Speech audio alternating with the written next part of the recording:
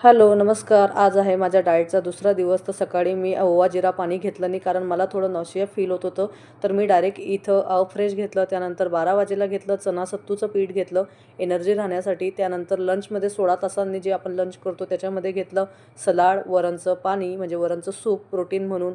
त्यानंतर घेतली दलिया दुपारच्या लंचमध्ये आणि घेतलं थोडंसं ताक 1 ग्लास भरून आणि 3 इडली घेतली. छोटी-छोटी इडली असते साईजची, ती 3 इडली ठेवली मी त्याच्यामध्ये.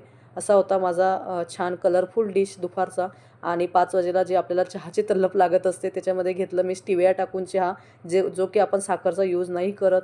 आणि रात्री डिनरमध्ये घेतलं मी एक फुनकं सलाड, काकडी म्हणून कुकुंबर, कढी आणि थोडीशी किंचित दलिया.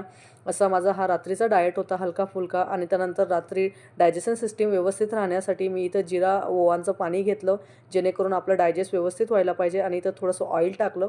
श्री स्वामी समर्थ.